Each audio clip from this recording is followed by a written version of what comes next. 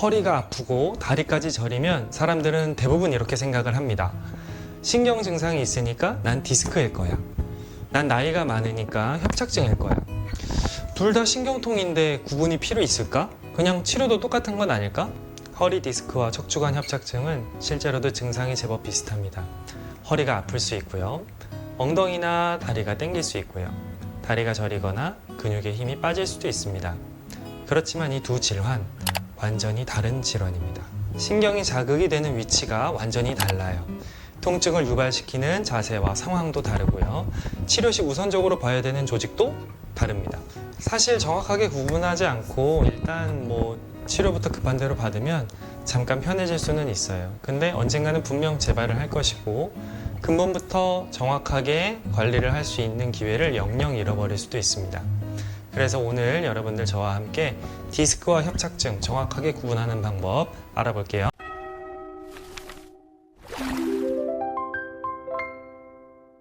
디스크와 협착증을 구분할 땐 세 가지만 기억하시면 됩니다. 첫 번째는 나이와 발병 상황입니다. 허리 디스크는 20, 30대 젊은 연령에서 주로 발생하는데요. 무거운 물건을 들거나 허리를 숙이거나 오랜 시간, 장시간 앉아서 같은 자세로 있을 때 발병하는 경우가 많습니다. 협착증은 퇴행성 변화가 누적되는 5, 60대 중장년층 이후로 흔한 질환입니다. 걸을 수 있는 거리가 점점 짧아지는 식으로 진행하게 됩니다. 두 번째, 통증이 심해지는 자세입니다. 디스크는 오래 앉아 있거나 앉았다가 일어날 때 또는 허리를 숙일 때 통증이 심해집니다. 샌드위치를 꽉 눌렀을 때 속이 밖으로 삐져나오는 것과 비슷한 상황이라고 보시면 됩니다. 오래 앉아 있을 때 또는 허리를 숙일 때는 디스크가 뒤로 삐져나오는 압력을 많이 받게 되거든요. 급성인 경우 기침이나 재채기를 할 때도 통증이 심한 경우도 있습니다. 협착증은 허리를 곧게 펴거나 뒤로 제끼는 신전시킬 때 통증이 심해집니다. 척수가 지나가는 공간을 척추관이라고 하는데 이 공간 자체가 좁아졌기 때문에 뒤로 신전시킬 공간이 없다라고 이해하시면 됩니다. 요 사이 공간이 여기가 좁아진 거죠. 따라서 디스크와는 반대로 허리를 숙이거나 앉아 있거나 몸을 숙이거나 기대면 편해지는 겁니다. 뒤쪽에 공간이 없기 때문에 앞으로 숙여야지만 그나마 공간이 생기는 거라고 이해를 하시면 돼요. 세 번째, 걸을 때의 증상입니다. 디스크는 처음에 일어날 땐 아프지만 계속 걷다 보면 체중이 분산되어 점점 편해지는 경우가 대부분입니다. 이와는 반대로 협착증은요, 걸을수록 신경 압박이 점점점 심해집니다. 그래서 허리도 아프고 다리도 점점점 저리고 땡기고 불편해져 와요. 그래서 걷다 보면 다리의 힘이 쭉 풀리거나 쓰러지게 되는 경우들도 심심치 않게 있습니다. 걷는 게 너무 힘드니까 걷다 쉬다 하죠. 앉아서 이렇게 자꾸 쉬게 되는 걸 파행이라고 합니다. 협착증의 특징적인 패턴이에요. 그래서 정확하게 구분하기 위해 환자분 한 10분 정도 걷고 오세요. 이렇게 말씀드리기도 하거든요. 걷다 보면은 증상 구분이 아주 정확하게 되니까요. 증상이 심한 경우는 3분만 걸어도 더 이상 못 걷겠어 하고 주저앉으시는 경우들도 있습니다. 그래서 이 안 쉬고 걸을 수 있는 보행 가능 거리를 조금씩 늘려나가는 게 협착증 치료의 핵심 과정입니다. 하지만 이 세 가지는 디스크와 협착증 구분을 도와주는 핵심적인 증거이고요. 실제로 디스크와 협착증이 같이 섞여 있으신 분들도 아주 많습니다. 추간공이 좁아져서 협착까지 있으신 와중에 디스크까지 튀어나왔다. 이렇게 복합적으로 증상이 있으신 분들도 더러 계시거든요. 굉장히 불편하시겠죠? 그래서 어떤 한 가지 증상만을 보고 단편적으로 판단을 해서는 안 되고요. MRI까지 종합적으로 고려를 해서 증상의 정도 심각성을 종합적으로 체크를 해보는 것이 중요합니다. 그럼 치료는 어떻게 접근해야 할까요? 많은 분들이 디스크엔 어떤 약침이 좋나요? 협착증에 꼭 추나를 해야 하나요? 이렇게 물어보십니다. 근데 치료 종류를 결정하기에 앞서서 반드시 체크해야 될 통증의 3대 악의 축이 있습니다. 바로 뭐냐면 염증, 유착, 약화입니다. 얘네들은 3대장이에요, 3대장. 누가 진짜 대장인지를 잘 찾아야겠고요. 서로 영향을 주고받으면서 증상을 악화시키거든요. 예를 들어서 염증이 너무 심해서 통증이 유독 심한지, 또는 관절 가동 범위가 떨어져서 유착이 되어 있는 상태가 심한지, 또는 면역력과 근력이 많이 떨어져 있고 회복력, 전체적인 대사 능력이 다 많이 저하되어 있는지 등등을 종합적으로 고려해서 이 3대장을 물리쳐야 됩니다. 염증, 유착, 약화 이 3대장을 각각 어떻게 무찌르는지 척추보감의 치료 프로세스를 설명드리겠습니다. 염증을 줄여주는 핵심 치료법은 봉침, 초음파 유도 약침, 염증 한약 등등이 있습니다. 유착을 풀어주는 치료는 도침, 추나요법 등을 시행하고요. 약화된 경우 강화시키는 치료는 매선 치료, 태반 약침, 보강 한약 등등을 처방합니다. 먼저 봉약침, 봉침이라고 흔히 부르는 치료입니다. 봉약침은 벌독을 정제해서 통증 부위 또는 원인 부위에 또는 주변 혈자리에 직접 주입하는 치료 방법입니다. 이 봉침의 멜리틴이라는 성분은요, 만성적인 염증을 완화시키는 효과가 있고요, 신경 주변의 과민 반응을 낮춰주는 그런 연구 결과들이 보고되어 있습니다. 만성 요통 환자를 대상으로 한 임상 내에서 통증의 감소와 기능 증가를 가져왔다는 연구 결과도 있는데요. 다만 이 봉약침은 알러지 반응을 조심해야 됩니다. 그래서 저는 스킨 테스트라고 해서 통증 부위와 멀리 떨어진 곳에 아주 소량 봉침을 먼저 주입하고 반경 1cm 이상 발적과 부종 반응, 과민 반응이 나타나는지를 미리 체크하는 그런 과민 반응 테스트를 스킨 테스트라고 하는데요. 반드시 시술 전에 시행하고 있습니다. 염증 치료 두 번째 무기 바로 초음파 유도 약침인데요. 전에는 한의원에서 초음파를 쓴다 그러면 환자분들이 좀 놀라거나 어색해 하시기도 했어요. 근데 요즘에는 이제 적응이 좀 되셔서 초음파 유도 약침 이제 놓는구나, 초음파로 또 내 관절 상태 봐주는구나, 이렇게 생각들을 하셔서 또 한편으로는 좀 뿌듯하기도 해요. 이 초음파로 직접 시술할 부위를 확인해 가면서 정밀하게 대량의 약침을 쏴드리는 방식이 초음파 유도 약침입니다. 침이나 약침이나 깊게만 놓는다고 다 좋은 건 아니거든요. 사람마다 근육의 위치나 신경 주행 경로, 혈관의 위치도 다 다르기 때문이에요. 그래서 초음파로 실시간 확인하면서 바늘이 어떻게 들어가고 있는지, 약침액이 정확하게 어디로 들어가고 있는지를 확인하면서 시술하는 것이 정확도를 높일 수 있는 방법입니다. 염증 줄이기 마지막 무기 바로 염증 한약인데요. 해독 작용이 있고 근육 이완 효과가 있는 약재들을 배합해서 처방을 다려드리고요. 대표적으로 황금, 황련, 황백, 치자, 작약, 감초 등등의 약재를 사용을 합니다. 그런데 염증이 너무 심해서 정상 생활이 불가능할 경우에는 이 소염 진통제를 같이 병용해야 되는 경우들도 덜어 있습니다. 유착을 풀어주는 대표적인 치료는 추나요법이 있습니다. 우리가 어딘가 아프면 그 아픈 한 마디만 문제가 있다고 생각하기 쉬운데요. 사실은 이 주변 조직들을 다 같이 봐야지 문제가 해결되는 경우가 훨씬 더 많습니다. 허리가 아프다고 예를 들자면 위쪽으로 흉추, 등이 굳어 있을 경우들이 많고요. 골반, 고관절 안 움직여서 같이 피로도가 누적되어 있는 경우들도 많고, 복근, 배 근육이 제대로 늘어나지 않아서 허리가 부담을 받는 경우들도 생각보다 많습니다. 개인적으로 추나요법은 뼈를 억지로 맞추는 치료라고 생각하지는 않아요. 이 유착된 부분을 늘려주면서 운동성을 만들어주고, 그로 말미암아 운동성의 조화를 만들어주는 그런 밸런스 치료라고 저는 생각을 합니다. 근육과 근육이 연결된 근막이 자연스럽게 잘 늘어나고 조화로운 움직임을 갖추게 되면 관절 건강도 따라서 좋아질 수밖에 없는 거거든요. 다만 급성기, 통증이 심한 시기에는 강력하게 추나요법을 고강도로 진행을 하는 것보다는 이완 위주의 술기, 그리고 견인 치료 등등으로 부드럽게 풀어주는 작용이 좀 필요할 수가 있고요. 만성으로 완전히 고착화되고 유착된 조직들 같은 경우에는 조금 더 고강도로 스러스트 위주의 또는 드랍 치료 등등의 좀 더 강도 높은 치료들이 더 필요하실 수가 있어요. 그래서 추나요법이라고 해서 꼭 똑같은 술기가 아니라 환자분들마다 그 강도와 술기 종류들도 다 달라질 수밖에 없습니다. 가장 강력하게 유착을 풀어줄 수 있는 치료가 바로 도침 치료입니다. 사실 정확한 명칭은 침도 치료 또는 침도요법이라고 하는 게 맞는데요. 이렇게 생긴 특수한 침입니다. 편의상 도침이라고 말씀을 드릴게요. 이렇게 보면은 그냥 일반적인 침처럼 생겼는데 자세히 보면 이 끝부분이 칼처럼 넓적하게 날카롭게 되어 있습니다. 그래서 우리가 오랫동안 긴장된 조직 또는 염증이 반복되고 좀 고착화된 조직은 굳어버리거든요. 유착이 생겼을 때 근육이든 인대든 가동성이 떨어질 수밖에 없습니다. 그래서 정상적인 움직임을 방해하는 이 조직에 이 침독, 도침을 활용해서 미세한 절개를 시키고 이 풀어주는 작용을 해줍니다. 그러면 이완시킴과 동시에 가동성이 확보되는 그런 효과들을 낼 수가 있습니다. 그래서 이 사이즈가 굉장히 다양합니다. 아주 얇은 침부터 해서 점점 두꺼워지죠.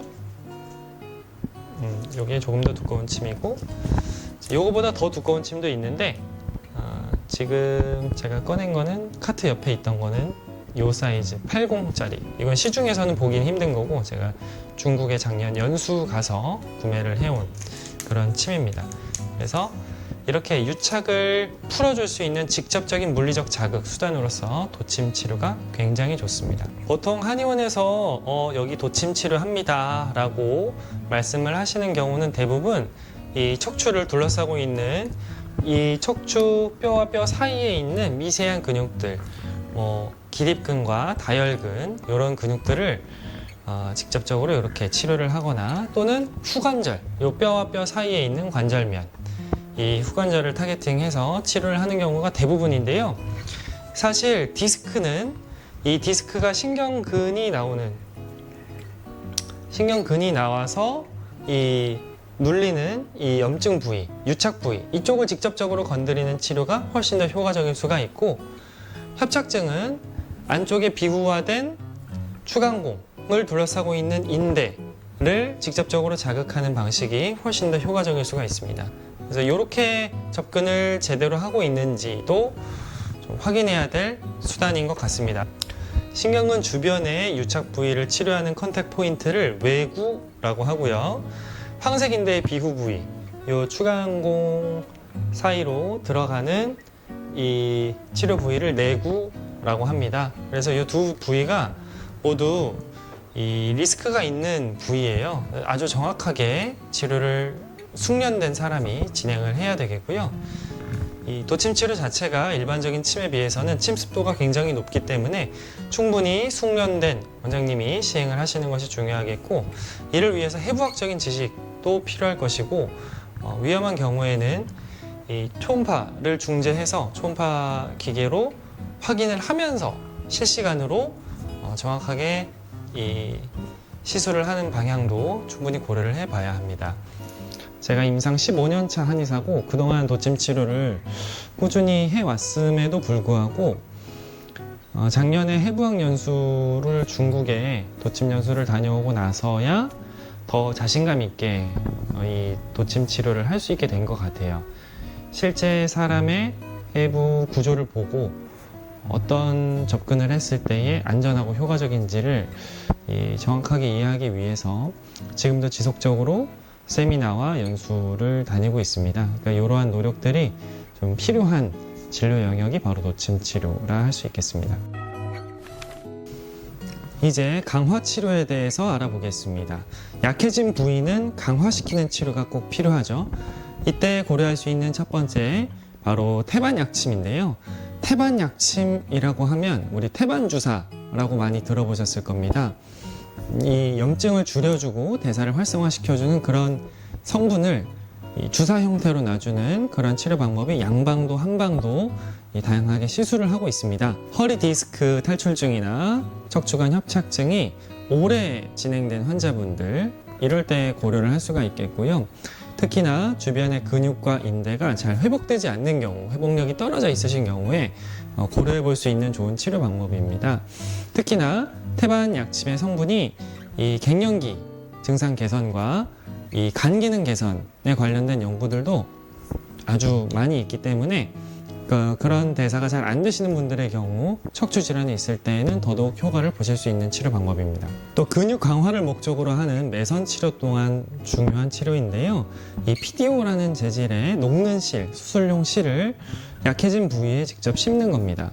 그 결과 콜라겐 합성을 유도하고 근육의 빠른 재건을 도와줄 수 있습니다. 이 매선 치료는 실리프팅이라고도 알려져 있죠. 미용 치료 분야에서도 많이 이용이 되고 있습니다. 조직에 탄력을 부여하고 근육을 끌어올려주는, 그래서 안면에 예쁜 윤곽을 만들어주는 그러한 치료로도 활용이 될 만큼 전천후에 활용도가 높은 치료라고 할 수 있겠고요. 당연히 통증 치료에도 근육의 기능을 올려주고 회복을 도와주고 힘이 더 잘 붙게끔, 그래서 적절한 가동성을 만들어줄 수 있는 좋은 치료 방법 중에 하나입니다. 매선 치료를 테이핑에 비교를 하자면, 테이핑도 피부에 붙여서 이 지지해주는 역할을 하잖아요. 그런데 매선은 몸 속에 실이 심어져 있기 때문에 훨씬 더 효과가 강하고 오래 갈 수 있는 치료인데요. 이 PDO라는 재질 자체가 몸에 완전히 흡수가 되어서 없어지는 재질이기 때문에 몸에 완벽히 안전한 치료라고도 볼 수 있습니다. 마지막 보강 치료, 바로 보강 한약, 즉 보약입니다. 통증이 오래 지속되면 어떻게 될까요? 밥을 앉아서 먹기도 힘들어지고요. 소화도 잘 안 되는 불편한 상황이 생깁니다. 잠도 편하게 푹 잘 수가 없겠고요.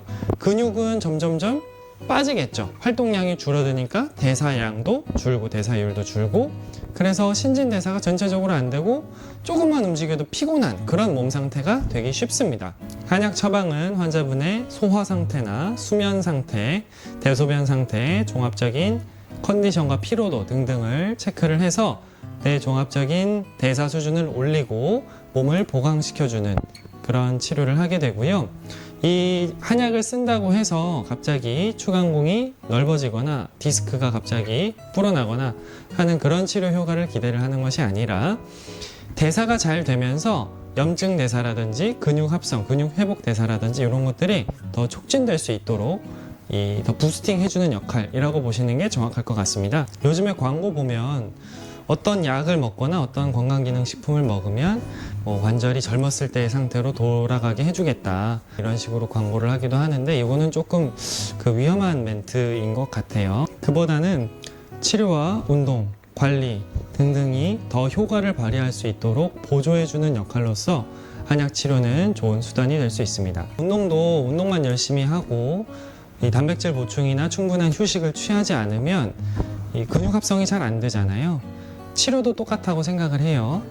이 좋은 치료를 잘 받는 것도 중요하고, 잘 회복하는 시간과 노력들이 충분히 같이 쌓여야 우리가 좋은 방향으로 한 계단 한 계단 올라갈 수 있다고 생각을 합니다. 그런 면에서 이 한약 치료가 다른 치료들과 같이 레이어드 되면서 더 큰 효과까지 이어질 수가 있는 거죠. 디스크와 협착증 치료에 있어서 절대 빠지면 안 되는 마지막 한 가지, 바로 운동과 스트레칭입니다. 운동과 스트레칭이라 하면 무작정 많이 걸으라는 걸까요? 아니면 헬스장에서 운동을 열심히 하라는 걸까요? 정답은 당연히 내 몸 상태에 맞춰서 정밀하게 진행을 해야 되는 것이겠죠? 협착증 환자는 처음부터 오랫동안 서 있거나 걷는 운동을 하는 게 아니라 짧은 구간을 끊어서 운동을 하거나 물 속에서 하는 중력의 영향을 덜 받는 운동, 수영과 같은 아쿠아로빅과 같은 운동을 하거나 또는 자전거 등등 이 중력이 조금 더 자유로운 운동들을 통해서 근력을 키우거나 다리 쪽 근육들을 순차적으로 늘리고 강화시키는 부분 운동들을 접근하는 게 좋습니다. 크게 보자면 중력과 상관없는 첫 번째의 풍선 운동이나 수중 운동 등이 제일 기초적인 단계의 운동이 되겠고요. 그 다음 단계로는 걷기, 차근차근 이 짧은 거리를 걷고 점점점 긴 거리를 걷고 중간중간에 충분한 휴식을 취해주는 인터벌 걷기가 두 번째 운동 수준이 되겠고, 그 다음 단계는 근육을 쓰는 운동들, 처음에는 버티는 운동이 좋겠죠. 플랭크라든지 브릿지 자세 등등 버티는 운동으로 근력을 키웠다면, 그 다음부터 이 근력을 쓰는 운동들, 계단을 올라간다든지 스쿼트 등등을 함으로써 버틸 수 있는 골반과 복근 등등을 키워나가는 이런 운동들을 하게 됩니다. 그래서 여러 단계를 점프하는 것이 아니라 한 계단씩 한 계단씩 간다. 이걸 핵심적으로 잘 기억해 주시면 되겠습니다. 지금까지 다루지 않은 정밀 검사가 필요한 환자분들도 계시는데요. 예를 들어 100명의 환자분들이 오셨다고 치면 한 4, 5명 정도는 이 일반적인 스펙트럼에서 많이 벗어난 추가적인 검사, 정밀한 진단이 필요한 그런 경우들이 있어요. 대표적인 경우가 풋드랍인데요. 이 다리에 힘이 어느 순간 갑자기 촥 빠지는 겁니다. 그래서 발이나 발가락을 올리는 힘이 완전히 떨어지거나 아예 서 있기도 힘든, 중심을 잡을 수조차 없는 그런 상황의 환자분들이 간혹 오시기도 하거든요. 또 어떤 경우가 있냐면 이 대소변을 못 가리는 거예요. 소변이 조금도 참기가 힘든 상황, 계속 소변을 봐야 되는 그런 상황이나 대변도 마찬가지 조절을 전혀 못 하시는 상황이다. 이럴 때에는 신경병증이 굉장히 심각한 수준일 수 있기 때문에 즉각적으로 정밀 검사를 받으셔야 됩니다. 자, 오늘 내용 총정리해 보겠습니다. 디스크의 특징이 뭐였냐면요, 이 디스크가 돌출되거나 주변에 염증이 심해지면서 주변 신경을 자극하는 그런 질환이 바로 디스크 탈출증이었습니다. 젊은 환자분들, 20, 30대 이 분들이 주로 발생을 잘 하고, 허리를 숙이는 동작이나 오래 앉아 있거나 앉았다 일어날 때 이렇게 허리의 움직임에 따라서 직접적으로 발생하는 그런 통증 패턴이 특징적이었죠. 그리고 협착증의 특징은 뭐였습니까? 협착증은 추간공이 점점점 좁아지는 퇴행성 질환이라고 말씀을 드렸습니다. 그래서 젊은 분들한테서는 발견이 되질 않고요. 보통 5, 60대 이상 중장년층 분들에게서 발견이 되고, 가장 특징은 파행 패턴이었죠. 걸을 때 또는 똑바로 서서 가만히 있을 때 시간이 지나면 지날수록 점점점 통증이 심해지는 패턴이다 말씀을 드렸습니다. 오히려 앉거나 허리를 숙이면 통증이 덜해지는, 좀 편해지는 그런 패턴을 보였고요. 자, 세 번째, 가장 중요한 말씀 드렸던 게 디스크인지 협착증인지를 구분하는 것도 물론 중요하지만 더 중요한 게 뭐라고 그랬죠? 이 통증에 3대 요소가 있다 그랬죠? 염증, 유착, 약화. 내 몸에 가장 심한 원인이 무엇인지를 정확히 파악을 하고 그에 대한 집중 치료를 받는 것이 중요하다 말씀을 드렸습니다. 예를 들어 본다면 유착이 아주 심해서 단단하게 굳어있는 사람에게 촘촘하게 매선을 심는다면 어떻게 될까요? 과연 이 사람이 더 편해질 수 있을까요? 압력이 높아지고 이 피가 몰리면서 굉장히 불편해지기가 쉽습니다. 반대로 근육이 너무 약하고 연해져 있는 아주 호리호리하고 연약한 사람에게 여기 굳었네요, 안 좋네요 하고 도침을 막 찔러대면 어떻게 되겠습니까? 근육이 더 야들야들해지면서 버틸 수 있는 힘이 더더욱 떨어지겠죠. 그 근육을 쓰려고 하면 통증도 굉장히 심해지고 회복하는 데 시간이 오히려 더 오래 걸릴 수가 있습니다. 내 몸의 핵심적인 원인이 무엇인지를 알고 그에 대한 정확한 치료가 그래서 중요한 거거든요. 혹시 지금도 치료는 무조건 센 치료가 최고야 라고 생각을 하신다면 영상 다시 보셔야 됩니다. 내 몸에 맞는 치료와 치료 관리, 방향 이런 것들이 세 개의 축으로서 이루어진다 말씀을 드렸어요. 염증, 유착, 약화. 나는 어떤 부분이 유독 심한지 잘 고찰하고 그동안에 통증으로 하루하루 끌려다녔던 그런 시간들을 보내셨었다면 이제는 내가 주체적으로 이 자유롭고 좀 더 활동적인 그런 하루하루를 보내실 수 있는 그런 계기가 되었기를 바랍니다. 이 세 개의 축에 대한 자세한 치료 방향이 더 궁금하신 분들은 고정 댓글 확인해 주시거나 밑에 동영상에 댓글을 달아주시면 제가 확인하고 답변을 드리도록 하겠습니다. 이상 척추보감 한의사 김규남이었습니다. 감사합니다.